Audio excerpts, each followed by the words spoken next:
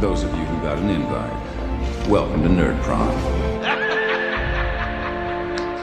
No matter where in the world you are, we're all Nerds International. With the hyphen. Nerds International proudly presents. We want to take you on a quest for knowledge. One that will take us from ancient medieval fantasy across the far reaches of space to the distant future. To many savage worlds.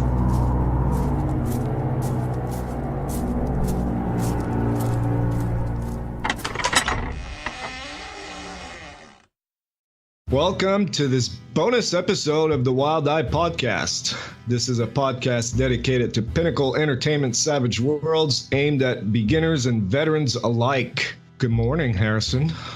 Good morning, Eric. It's good to be here. Thanks for inviting me back after Paris did such a good job on that Savage Black episode. I'm surprised I haven't been replaced. I'm jealous of my Australian cousin. Exactly. After these episodes, Harrison insisted to come on the show one-on-one so that his place would be guaranteed. I hate that guy. I don't ever invite him back. You know, I hate how much of a good job he did while I was away. Genuinely, I was crying listening to those episodes. But hopefully today I can redeem it, because we've got a very special episode for you today, because we are going to review The Sixth Gun. This is a setting for Savage Worlds, so that's what we're going to do. Isn't that right, Eric? Yeah, we changed our goals for the podcast on Patreon. Basically, before it was actual plays, and as much as we love doing these, they take a lot of our time, production and scheduling. So there were a few requests from listeners to review certain settings, certain books, so we thought we'd just do that instead, where it still takes some of our time, but not as much, and hopefully you find this of value. So The Sixth Gun, Weird West. Wow, that's quite unique for Savage Worlds, right? All right, mate, calm down. Yeah, so obviously that's going to be something that a lot of people have said. In fact, we got some listener questions that I will get into later regarding that. But The Sixth Gun is another setting from Pinnacle as well, who famously did a setting called Deadlands. But yeah, this is based on some comic books by the same name, and those were written by Cullen Bunn, which sounds like a delicious treat, and illustrated by Brian Hurt. And they're set in the Old West after the American Civil War, and it's got a lot of magic and things like that in it. And if this is sounding familiar... Right, but I would imagine, like you said, a lot of people are wondering, why should I play this instead of Deadlands? And that's basically what we'll talk about, without comparing it to Deadlands too much, because really I think it stands on its own, but you guys will be the judge of that. Strap in, boys, it's time to do a review. Yeah! Hell yeah! Sixth Gun, boys! Yeah! Get on your horse and saddle up and load your guns, cause it's time to do a review, which isn't quite as exciting as the inclination in my voice would have you believe, but boy howdy have I had too much to drink. Jesus! Boy! God! Oh God, my heart's going. I'm dying! Somebody get me the fifth gun!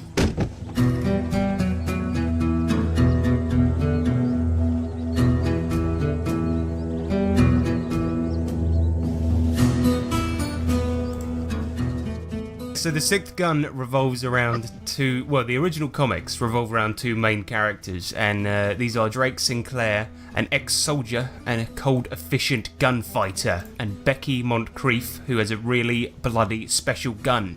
Now, I want you to guess what gun this is, Eric. This is a little game that the listeners can play at home as well.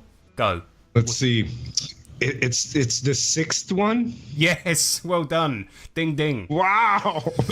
It's the sixth gun of a set of pistols, each imbued with grim powers. However, there is a problem. When a person takes possession of these guns, one of these guns, they're bound to you until you die.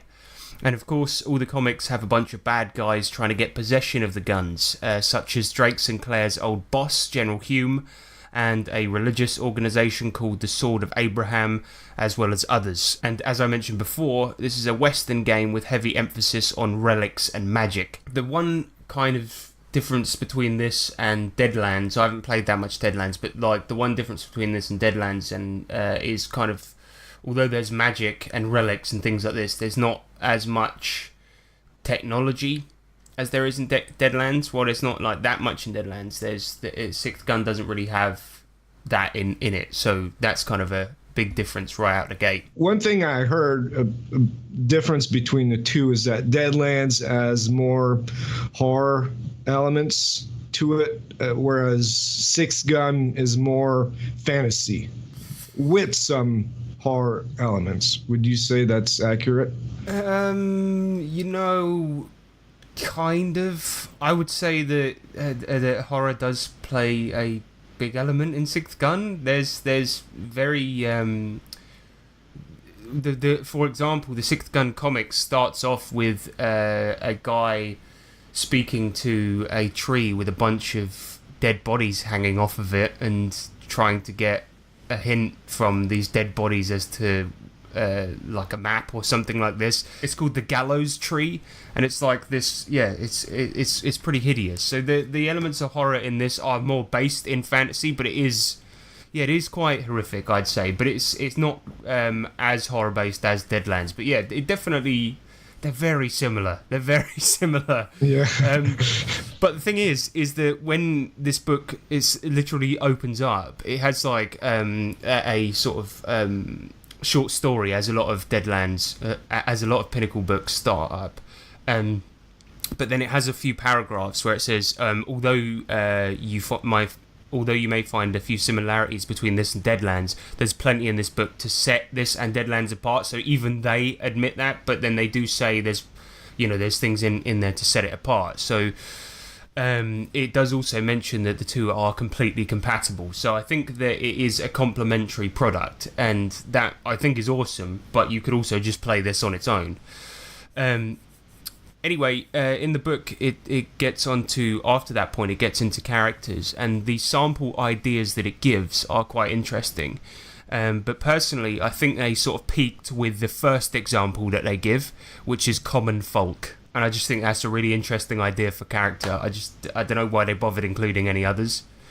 But they do have some others in there, such as Gunslinger, Necromancer, Mambo, which is like a voodoo guy, Law Dog, Indian Medicine Man, Snake Oil Salesman, Sorcerer. So like right off the bat, you can see that there's, although it's a Wild West setting with magic, similar to Deadlands, once again, the magic isn't quite the same. It offers a couple of different options for arcane backgrounds, which we'll get into later. And as for edges and hindrances, I'm fairly certain that these can all be found in other Pinnacle books, but just in case you haven't read those, I'll tell you about a couple of them. So, new hindrances in this book, you've got cocky.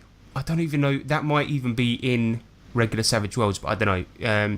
Which that's fairly self-explanatory. There's dark secret, where you have some skeletons in your closet, which, considering this is the Sixth Gun, that might even be you literally have some skeletons in your closet. And then there's one called sluggish, where you draw 2 initiative cards in combat and act on the worst, which is pretty cool. Mm-hmm. And there's new edges in this book, which are pretty awesome. So there's one called Hardened, where you begin play with 20 XP, but you take the major enemy hindrance as well, which I think is a cool edge. So it's different than Veteran of the Old West and Deadlands, where you start with 20, but then Yeah, you don't get the enemy hindrance. You just roll on a random table, so that's different. Yeah, I like this. I think that I could see a lot of people taking this and being like, "Oh, 20 XP," but then they're just going to be constantly hounded by people throughout the game, and the GM has to think of something creative, and it adds to the story. I really like that, and it means that it adds some flavour to it. And there's another one called Fan the Hammer as well, but it's not to be confused with the combat option. It's a heroic edge where you suffer no penalty for using rapid attack with a single action pistol, which I think is pretty cool. And one that I really liked is Relic Hunter, which I think is exclusive to this book, and it's when searching for important relics or artifacts, you get +2 to knowledge occult, which is pretty awesome. Nice. Yeah. And there's a new weird edge called Ghost Sight, where you have an affinity with the spirit realm and have a +2 to fear checks. And whenever you roll on the fear table, fright table, whatever you want to call it, you only roll a d12. I like this edge in the way where it allows you to be a bit supernatural, but you're not a full-blown spellcaster or that type of thing. Yeah, exactly. So you can have a link to like Spirit World without having to actually be a caster. It's a genuinely cool. And there's although the edges and hindrance in here aren't kind of extensive, I think all of them add to the flavour of the world, because this is a pretty small book, but everything that's in there, I feel like they use it to its fullest extent, kind of thing. But now, as for the arcane backgrounds, you have only 3 in this, and there's shamanism, voodoo, and sorcery, and they all work in fairly standard ways. They're just essentially trappings, except for the fact that each one has a pretty basic kind of backlash rule. So if you roll double 1s on your spellcasting ability, something happens. For example, if a shaman rolls double 1 on his tribal medicine, which is the spellcasting roll, they suffer a level of fatigue. That's pretty much it. And additionally, each one has some special rule. For example, voodoos have to make and carry something called a mojo bag, which is, if you think Austin Powers, these contain the ingredients or items needed to do voodoo, such as hair, blood, or smashed up animal bits. And if they don't have their mojo, they need to spend a whole movie getting it back, much like Austin Powers. And they will suffer a -2 to voodooings until they get a new one. So it's pretty cool. Nice. Yeah, and each one... I think I'd want to play that. I want a mojo bag. Who doesn't want one, right? Exactly. That's awesome. No, there are other rules for voodoo people, shamans, and sorcerers as well, but that gives you an idea. There's a couple of new powers, and I think most of them I recognise from other Pinnacle settings, such as Curse, where you curse a fool, and it's like arcane roll versus spirit, and if they fail, they suffer fatigue, and then once they're incapacitated, they have to roll Vigour each day to avoid death, otherwise known as the campaign killer. And there's also grave speak, if you want to speak to a grave, where you can speak to the dead, and spirit walk, where you can go on a spirit quest in the spirit realm to gain insight into stuff. Both spells have quite like massive descriptions, so I won't go into them like hugely, but one I don't think I've seen before is Night Terrors. Do you know this one, Eric? No, I don't. Yeah, because I don't think I've seen this one before either, but this is a pretty awesome one that I saw in this book. So, what the spell description, part of it says, the spell tears into the psyche of a slumbering target and temporarily opens his unconscious mind to the darker corners of the spirit realm. So basically you can give somebody nightmares, which doesn't sound amazing, but consider this. The range is smarts times 1 mile, and on a raise, the target has to roll on the fright table. So basically, you can do this enough, and you'll eventually give them a heart attack, and you'll be doing it from like 2 towns away, basically. So it's basically the Freddy Krueger edge. Yeah, it's awesome.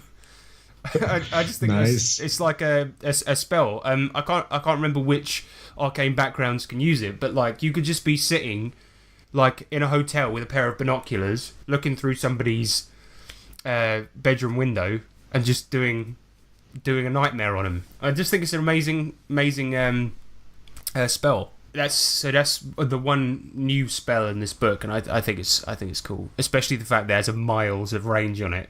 So if you have a D12 in smarts, you could be in like another country, or probably, I don't know, across the border. Yeah. Scare the Mexicans. Whoa, what you got against Mexicans, man? No, I'll cut that. So, as I mentioned previously, relics or magical items are a massive deal in this setting, and despite being only 98 pages, this book does not disappoint. Well, there's a pretty decent amount of magic items in here, not a massive amount, but they are mostly recognisable from the comics, and each one has a massive amount of flavour text. All the 6 guns are in here, not just the 6th one, so that's pretty decent. And here's some examples of some of the magic items. For example, there's the Fool's Lantern, which it looks like a normal lantern, but when lit fire is cast through the cracked glass, it reveals past, present, or future events of the surrounding walls. So you go into a room, you light this thing, and then at the GM's discretion, they might show you some vision of what happened in that room. And it's up to the players to interpret, did this happen in the past? Is it going to happen in the future? Things like this. Pretty cool item. Wow. Yeah. It's powerful as hell, but you know, these are supposed to be like the things you get after an extremely long quest kind of thing. This is the reward for a campaign kind of thing. Yeah, well, I see this also as a plot device for investigation adventures, you know. Exactly. It's a way for the GM to reveal something that happened in the past that the characters would have no way of knowing, but now they see what happens. It's great exposition, I think. Exactly, and as well, in the section regarding the Savage Tales in this book, when it sets up the tales, it'll give like the name of the tale, and then it will say, here's the relic for the tale as well. So it'll be like, this is the thing you're going after. But yeah, there's another one that I found pretty interesting as well, called the Diabolus in Musica, and it's a music box that plays corrupted music. Anyone that hears it has to make a spirit roll, and when anyone fails, the GM, who's called the Gun Master in this setting, which is ridiculous, rolls a d6, and if it's a 1 to 4, anyone that heard it suffers a severe illness for 2d6 days. And each day they must make a vigor roll at a -2, and if they're incapacitated, further failed roll means they're dead. End of story. You hear a music box, you die. Does it go to 11? Yes. Why not? Why not, Eric? It has to. Anyway, if the gun master rolls a 5 to 6 on that d6, those affected will start attacking people in 2d6 days. Oh boy, yeah. I mean, that's fun. I like this kind of stuff because you just put this in front of players, and you know they're going to wind the music box up.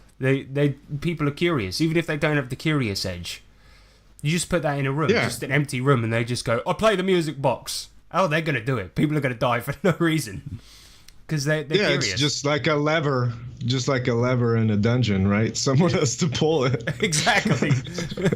So that's what I like about these kind of things. If you just want to introduce a little bit of chaos into a game, put this music box in there, and you know people are just going to start wailing on each other or dying. It's beautiful. Awesome.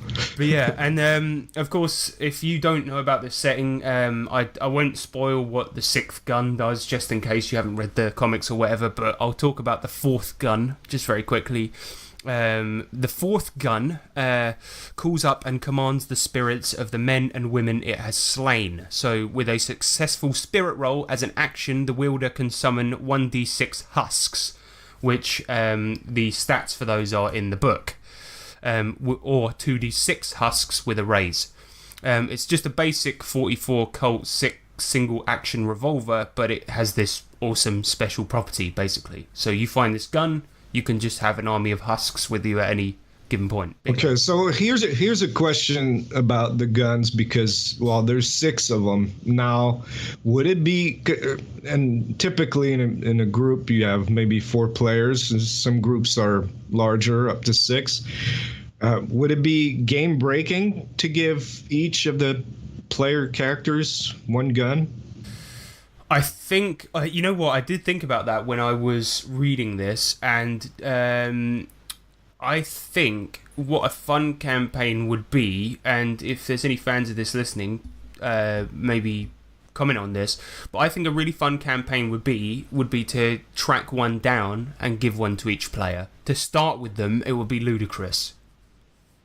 I think, right, because they're very, very powerful.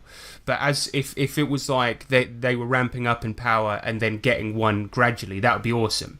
I mean, the kind of plot of the book is that one of the main characters has one, you know, and that makes her a target for a lot of people. So if each character had one, then they would be so powerful that maybe a lot of people would be after them, and in addition, they would be so powerful they would kind of be unstoppable. So it would be kind of be too overpowered. But if by the end of the campaign they each had one, then it would be awesome, because then they deserve to win. If you you know, so. But I think if a lot of the Sixth Gun, I think, with campaigns revolves around the tracking down and acquisition of relics. So if you were doing a campaign where you were tracking down and finding these guns, cool, why not? I mean, it might not be canon with the comics or whatever, but who cares? It's your RPG, do what you want. But yeah, there's a few Savage Tales in there as well, and they're really decent, and they're in keeping with the world and stuff. However, I don't really want to spoil them in case people want to play them. But as I said, right, they are awesome, and they're quite short, but they involve relics and monsters and horror, believe it or not. And there's a bestiary as well, which includes stats for just regular dudes like gunslingers, Indian braves, in addition to things like wendigos, werepanthers, ghouls, demons, that kind of thing. It's not a massive bestiary, but it is pretty decent. And of course, you'll find notable characters too, like Bloodthirsty Bill, Silas, Becky Moncrief, Drake, and of course Hume, all statted up and with their abilities from the comics intact. And that's pretty much it. One thing I didn't touch on is gear, and the reason being is I think the gear is more or less fine. It's not remarkable. If you'd expect to see it in a Western movie, it's here. Guns, Western gear, you've got it, and that's about it. There's a pretty cool section in the book where they've got like loads of clothes for some reason. It's just like a page, but it's like, if you want to buy a tie, here's how much it costs. If you want to buy a skirt, here's how much it costs. And if I'm recalling correctly, it's like kind of weird, but I was just like, yeah, if you want to do a bit of, yeah, look, chaps, $4. Skirt, $1. Shoes, $2. Suspenders, $1. If you want to do some fashion, yes, some people like that. Yeah, I think it's cool. Yes. If for people that like it, whatever. Maybe they want to be smugglers, like clothes smugglers, so that way they have a base price to smuggle clothes. I don't know. No. Hey, what about setting rules? You didn't touch on that. So the setting rules for this are, they use critical failures. So whenever you roll double ones, you can't use a Benny to re-roll that. There's Joker's Wild. So if a Joker is drawn during combat, all players receive a Benny, and Born a Hero. Starting characters may ignore rank requirements for edges. However, they must still fulfill all other requirements as usual. Which is, I don't know about that one. What do you think of that one? Well, that one's in deluxe. It just makes it that, well, if you look at the combat edges, most of them you need to be seasoned to use them, so it doesn't give a lot of options until you hit season for a lot of edges. So I like it. I can't say I've used it before, but yeah, that's pretty standard. It's in a lot of settings too. So yeah, you got these three, and then the other ones are the one you talked about, the new arcane backgrounds, basically. So yeah, because pretty those straightforward compared to. The Goon. compared to the Goon with 19 setting rules. So Yeah. this one you can pretty much run straight up Savage Worlds, which I love. Exactly, and the thing about it is that often with an arcane background thing, I don't necessarily count that as a setting rule per se, because in a different setting, I often think that magic is going to work slightly differently anyway. So to me, and it's the way that magic works in this is more or less bog standard, just with a kind of tiny tweaks. So yeah, I think it's pretty awesome, and it's supposed to be able to work with Deadlands as well. So that's, I think, why it's pretty close to normal Savage. But the one thing I wanted to touch on at the end here is the presentation of the book, which I know you've had a look at this, Eric. What do you make of it? It's beautiful. I mean, all the recent Pinnacle releases from the past, I don't know, maybe 3 or 4 years, their trade dress is just amazing. And this one, of course, using illustrations and all that trade dress from the comic books helps too. So it's easy to read and it looks great, I think. What do you think? Yeah, I think they've found really appropriate pictures for everything as well. Like, it looks like I don't know if, because when I got this, I didn't know if they'd made illustrated these pictures for the book or got them from the comics. I think that most of them are from, like, taken straight from the comic books, but because they fit so well, you would never know. It's like every single thing fits so perfectly, and the trade dress is spectacular as well. It's an unbelievably nice looking book, and the cover art is so cool. It's so awesome. Yeah, I think it's spectacular.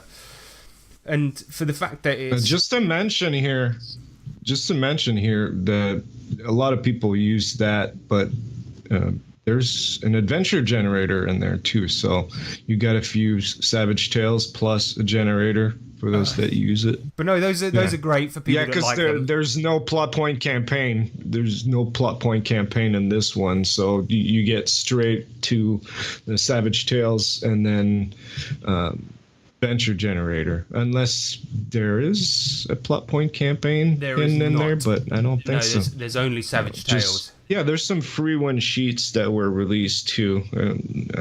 I've got 2 in there. So, I mean, you've got plenty of stuff there to get started at least. Yeah, to be fair, I'm pretty happy with the fact that they never released a plot point campaign for this, because I think that it would have been one of those things that suffered from the fact that it has its own plot that's already been done, you know, and either they would have had something where you're just following the main characters of the story and going along with them, or just something that's like not quite as good as something the comics did. Whereas if you're making your own stuff for this setting, I feel like you could really alter it and make your own stuff and make something awesome out of this setting, you know. And that's what's awesome, is you don't have to stick to the canon if there's no plot point campaign. You can take what the comics did and make your own awesome stuff. So I feel like it didn't need a plot point campaign. This setting sets a lot of stuff up for you to make your own stuff, and I think that's fine. It doesn't necessarily need it. It's a small book, but for what it gives, I think it's genuinely awesome. I personally, I think it's very, very decent. I don't think it really makes any missteps for how long is it? 98 pages. Yeah, I mean, it's the standard size now for most books. I mean, usually settings that require a bit more will have a companion or break it up into, 2 or 3 books. But no, it's pretty standard. But you just brought up the canons and all that, and I want to hear your opinion on this, because I've heard someone say, it's a friend of mine, but I'm not gonna say his name, but he says that to him, Sixth Gun feels like you're trying to play the story of the main heroes in the comic books a bit too much. Like you don't have the giant sandbox that Deadlands is, that it feels like you're just following in their footsteps, or rehashing their story. Well, What do you know, think? part of for this review, I never, before I'd started reading this book for this review, I'd never read any of the comics, and then I read some to become familiar with it, and I absolutely loved them. They're incredible comics. They're so much fun. When I started then reading the setting, I never once thought to myself that I would follow that plot. I felt like the setting book does enough to describe the world and what your characters are going to be doing in that world, to the point where I don't feel like you need to be doing what the main characters are doing. Of course, in The Sixth Gun, the comic book, it does tell the most interesting story that ever happened in that world, which is a shame. But the thing is that yes, you could mirror that and do that in your RPG, but the thing is that you could tell an equally interesting story if yourself in that world, I feel. I don't necessarily think you need to mirror what happened in the comics to do that. But then I haven't finished the comics yet, so I don't necessarily know. But the thing is that I feel like that world is interesting enough, and there's enough to it that you could do loads of stories in there without having to follow the comics. That's my opinion from having read this setting. Yeah, I think there's plenty you could do in there. It seems awesome. Okay, so let's see if I understand right from what you talked about. So in this game, you play characters that basically are relic hunters.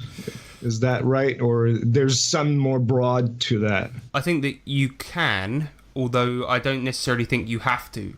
You could, for example, play somebody that took possession of one of the guns by accident or something like this, where they picked up by accident, and now people are after you because you're entwined with the gun until you die, and now people are after you and you can't get rid of it. Or you could play a relic hunter, or you could play somebody that's just whatever. As long as you're embroiled in these things in this world, then that's cool. The thing is, you exist in a world where a lot of these strange and mysterious and grim and dark things happen, and that has a lot of scope for it. It could just be that your hometown is a perfectly normal place, and for example, I know I mocked this, you could be common folk, right? And then suddenly this salesman comes through and he's selling a relic, and suddenly your grandmother buys it because she thinks it's a pretty hand mirror with a cracked front, right? But it turns out it's some weird thing that suddenly, I don't know, a werewolf jumps out of it. I don't know. That's a dumb idea. But my point is that it could start as anything like that. That's the beauty of it. It's as versatile as Deadlands, I feel.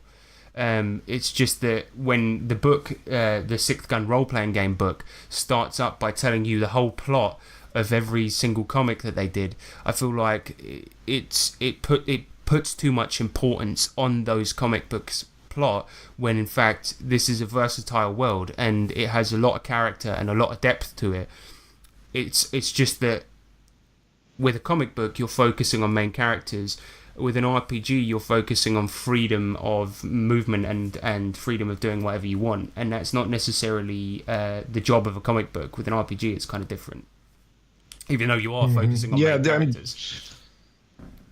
Right, because most RPGs have a focus of some sort. I mean, some have a major meta plot and some don't, and then some games kind of assume that the characters are going to be the heroes, but from what you're saying, that not in this game. You don't have to be a hero. You could just have basically adventures come to you because you're just trying to mind your own business and live your life, but there's a demon chasing you for some reason, or your town is in peril. Totally. I mean, that's kind of how this story starts in the Sixth Gun comic books. I mean, she's basically like Becky Moncrief, who takes possession of the Sixth Gun. She's kind of like just a relatively normal person, if I recall correctly, and I'm sorry if I'm getting this wrong, guys, because I read it a couple of weeks ago now and I have a terrible memory, but she's essentially in her house, and I think her granddad has, or this, I don't know if it's her granddad or not, but it's just some old dude that she's living with, probably a granddad or a dad. He has this like strange gun under his bed, right? Some dudes roll in and start shooting at this bloke, and then he's like, and as he's dying, he's like, "Don't pick up the gun," and then she picks up the gun like a bloody idiot, and then all of a sudden, plot. So that could be you. That could be the player characters, you know. But it doesn't even need to be one of the guns. It could be any item. It could just be, a lockbox. So you're doing renovations on your house. Strange box has been buried underneath. Plot. Suddenly, boom. So it's a versatile setting. It's very, very versatile. I mean, that's one of the troubles. It's one of the troubles that, you know, with the Goon, with Solomon Kane. It's that those focused on a singular person, not a world. Do you know what I mean?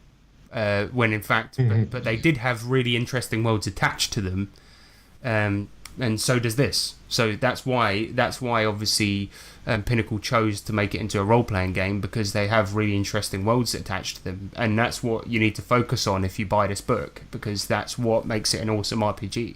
Yeah, that's one thing with Six Gun that I've heard some people say, and I think it's fair, is okay, let's say you're new to Savage Worlds and you're looking to get into a setting and you'd like to do a Western, and then, not long ago we talked about Fort Griffin also, which is just a city, but so your options are Deadlands or Six Gun. And if you look at Deadlands, you'll see that there's an enormous amount of material for Deadlands, where there's the amount of lore that you have to get into to understand Deadlands is overwhelming. But some people will look at Six Gun and say, "Oh, it's just one book, 98 pages. I can run a Western using this and not have to invest in reading a lot of material or paying a lot of money. It's just one book. It's more approachable. It's not intimidating like Deadlands might be, because sure, you got Deadlands Reloaded, but then you got all the lore from the classic books, those orange splat books that, wow, there's just so much." Yeah, and as I said, I'm a bit of a Deadlands noob, but if I recall correctly, the way that magic works is a little bit more complicated in Deadlands. The way because you've got what they're called hucksters, right? And the way that you do the deals with the devil, and then you've got the way that prayers work for priests, is it? What are they called? The holy men. The blessed. Yeah, the blessed. The blessed. Yeah, and things like this. And then you've also got the way fate ships work. You know, you've got 3 different types of fate ships, and then the gold ship and all of this stuff. And it's not and the duels. And when you start doing it, you know, it's not that bad. It's not that bad at all. But I'm rusty on it because it's been ages since I played it. But my point is, when you start doing it, it's not that bad. But when I started reading it, I'd already played Savage Worlds for ages, and it was fine. But the point is that, yeah, if you were new, it would be incredibly hard, as you said, and also reading those books. I'm not American, and as a result, when I was reading about the Civil War and stuff, and all of the history and the way they've added their twist to it and things like this, I've got to be honest, I was bored to tears. It really, really bored the hell out of me. That's why I really, really put my spin on it and really didn't stick to the Deadlands lore at all, because I was just like, oh my god. Like, when I watch like a Western movie, often they have that stuff in there, but they don't, it's not like at the forefront and stuff like this. It's just, here's a fun story. And that's when you read the Sixth Gun comics, yeah, it's set in that time period, but it's you don't need to read the whole history. And it's the same with this. It's essentially the biggest mention that it ever has is, this is set after the Civil War, and that's about it. And you just go, now let's have some fun, guns, woo! And it's like, that's about it. And yeah, like you said, this is a much more easily digestible version. And if you were new to Savage Worlds and just wanted a Western setting, I would highly recommend this over Deadlands for that very reason. But then maybe once you're a bit more into it and want something a bit more complex and you want something a bit bigger, then with more lore and stuff like that, then you can get into Deadlands. Yeah, that could be your gateway drug. Your sixth gun is the gateway drug to Westerns. And then at some point you're going to wonder, how do I play duels? How do I play them out? And maybe just, using Deadlands if you want something. Yeah, personally, I feel like the duel rules, it just slows down the game so much. Maybe you want that because it creates a tense moment, but I feel it slows the game down. But then again, I watched Jordan over at Saving Throws, the Wild Card show, and he ran a duel, and I think it was with Stone too, who got like 12 cards when they did the duel, and it went by pretty fast. So I don't know. It depends on your style of GMing. If you like to have a lot of rules to run your game, yeah, Deadlands has more crunch to it, but some people don't need that. Exactly, and I don't most of the time. You might also want some more arcane backgrounds to chuck in there too, and like I say, I think they complement one another too. So yeah, for GMs that like to make up their own material, their own adventures, I think they'll feel comfortable with six gun. For people that like to run plot point campaigns or modules, that's something you won't find in six gun. You'll have to go Deadlands, but then again, maybe you can use a module from Deadlands and run it in six gun. So why not? Yeah. However, one thing that we did have is a few mails from the listeners, so we can get into those before we wrap this up. So what about females? Did we get any females too? Unfortunately not. I'm so sorry, Eric. I know. Disappointed. All right. Stop sending mail and send females instead. Good. So that's the joke of the episode. Right, so first one comes in from Owen Lean. He says, does this setting allow plane grappling? If not, why not? The next one comes in from Scott Danger Kelly. He says, it's pretty good, to be honest. I kickstarted it just to be able to pick and choose what I wanted to use from it in my Deadlands Reloaded games. So there we go. I think Scott Danger Kelly definitely agrees with me. And with a name like that, you know he's going to have a good time. I'm not going to argue with him. No, never do. Yeah, I'm not going to argue with him. He definitely kills people. But yeah, no, I think that's a very good point. And I think that you can do that with a lot of Savage stuff. So yeah, I think we've discussed that pretty much to death here. So yeah, we'll move on to the next one. Terry Hansen says, why would I play this instead of Solomon Kane? Why would I play this instead of Low Life? Why would I play this instead of Last Parsec? What is it up with this guy, man? I don't know. I try to ask him what he meant by that, and that maybe he meant, and even at some point he asked, why would I play this instead of Deadlands Hell on Earth? And then I tried telling him that it's a post-apocalyptic game, and he just told me that he knows what he said. So you know what you said, Terry. We don't know what you're talking about, but sure. Take a few days off and have a rest. I think you might be suffering from some severe fatigue. Why you would play this over Solomon Kane, Low Life, and Last Parsec is because this is a very different setting to those. Those are all very good, with the exception of Last Parsec, which isn't. And but this is very, very different to those. So that's why you would play it, Terry. Stupid question.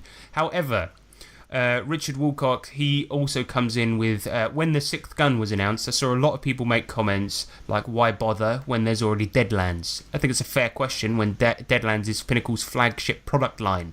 So much so that even the Savage Worlds core system has a bit of a Western feel to it. So perhaps Harrison could explain how the sixth gun differs from Deadlands, and why some people might prefer the former over the latter. Well, once again, I think that we pretty much answered that, Richard, but the thing is, the way I think it differs, as I said, is like there's lower technology in Sixth Gun, and their arcane backgrounds are different if you want to look at it from purely a mechanical point of view. And I think Sixth Gun is, the way it deals with horror is very different as well. Even if you look at the pages of the comic, you'll see like the way horror is presented isn't supposed to be like scary almost, which sounds stupid, but like, say for example, if you take the horror presented in Deadlands, that could be anything from psychological to body horror to like, I don't know, slasher movie horror, whereas the Sixth Gun is like more like Brendan Fraser's The Mummy. It's action horror kind of thing. So yeah, that's good. Good comparison. Yeah. So yeah, that's how it differs, and I think that both of them stand on their own. So I hope that answers your question. Plus a lot less crunchy, like we mentioned. There's a lot less rules to worry about. More fluff, less crunch. And who doesn't like a bit of fluff? That's it for the review. I hope that was helpful, and I hope you guys learnt about the Sixth Gun. One thing I wanted to mention right at the end here was this actually only cost £16. Or on the back here it says $19.99. I don't know if that's US, Australian, Namibian. I don't know what currency that's in. Who knows with Pinnacle? They're an enigma. But the point is, it only costs £16 in England, which is an absolute bargain. And yeah, for the amount of stuff that you get in here, it's so worth it. So yeah, absolutely. My recommendation, it gets 8 thumbs up. Figure that one out. Eric, how many thumbs up would you give it? I mean, you haven't even read it, so give me a thumb up rating. Consider, based on my review, give it some. Well, I've got 2 thumbs, so I'll give it 1 because I haven't read it. But according to your review, yeah, that's something I could get into. It's Weird West. It's a niche, right? There's only so many people into it, and with so many settings. There's about 20 Savage Worlds settings right now that I'd love to play in or run. So, but this is one of them. I like it. I like the look of it, and the fact that there's very little setting rules to worry about. I can just run it without having to worry to, look at the book. How do you handle this part, or how does this work in this game? No, let's just play Savage Worlds. Yes, I'm into that too. So, well, Eric, thanks for coming along, and thanks for listening to me talk a bunch of rubbish. And thank you to the listeners as well. I hope this was helpful. Yo, motherfuckers, you all best back up. I always got a gun, I always come strap up. This ain't a game of pool, it ain't no time for no rack up. It's the motherfucking time for the motherfucking wrap up. Anyone who disagrees will get smack up. See me back in school when I shouldn't have learned to add up. Found a gun on the floor, instead I picked that up. Anyway, sorry, I'm motherfucking back up. What I'm trying to say is it's time for the wrap up. Yeah, this one goes out to all the ladies and all the men out there. Everyone in the front row, grease up. Yeah. The next thing we're going to review, Eric, do you want to announce it? You've been reading a little book, haven't you? So yeah, I even mentioned it in the last couple shows. I've been reading Accursed. I'm like 2/3 of the way through now. I've got the part where about the witches and the plot point campaign left to read, and once I'm done with that, I'll be ready for my review. So I asked people on social media if they had questions about Accursed. I haven't received any, so maybe you're curious about it. If there's something you want to know, just send us your questions at thewildeye@gmail.com, and yeah, I'll try to answer them. Just not Terry. Terry, just don't ask anything. Yeah, go away. Please. If you want to contact us, then you can absolutely do that. We love being contacted. We love it so much. Eric? Yeah, our email, thewildeye@gmail.com, or you can find us on Google+, we're The Wild Eye Podcast, and also at the Nerds International community on G+. We're on Twitter at The Wild Eye. And if you want to contribute to the show, our Patreon, patreon.com/The Wild Eye. This is the first review here with Six Gun, and we've got a Cursed coming up, and we're already making plans for next month. And we're doing this because we receive donations on Patreon, and that's how we can afford to buy a book and read it and then tell you guys about it. So if you want more of that, consider making a contribution, just $1 a month. That's pretty easy. So thank you to all our patrons. We really appreciate that, believing in us even when we suck, and which is fairly once in often. a while. Yeah, basically every episode that Paris Conte isn't on, we suck. So The Wild Eye Podcast would like to thank the following patrons: Sean Richer, Conrad Erasmus, Norbert Sovia, Rob Tao, Peter Adams, John Peterson, Manuel Sands, Mr. Stagg, Jason Connolly, Gus Bus, or Gubu. Who knows, cause it's Gil Dashard, Andy Hall, Tony Fanning, Owen Lean, James Clark, Harry Chalmers, Digital Dungeon Master, Eli Kurtz, Matthew J. Hansen, Murder Hobo, John Steve, Pure Muggle Bubbles. Yeah, that's all the guys. So patreon.com/The Wild Eye, patreon.com/The Wild Eye, patreon.com/The Wild Eye. Go there now, or you might die. Patreon.com/The Wild Eye, patreon.com/The Wild Eye, patreon.com/The Wild Eye. Go there right now, or I'll poke you in the eye. Patreon.com/The Wild Eye. It is the best website on the internet. Yep. awesome. So this is Eric saying, grab your sword by the balls. And this is Harrison saying, grapple the skies.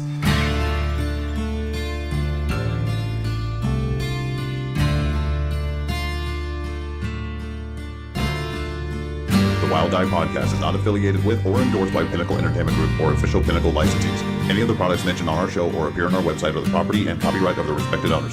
All music and artwork is used with permission of Pinnacle Entertainment Group. All items are used under fair use and educational and review purposes. All other items are the intellectual property of the Wild Eye Podcast.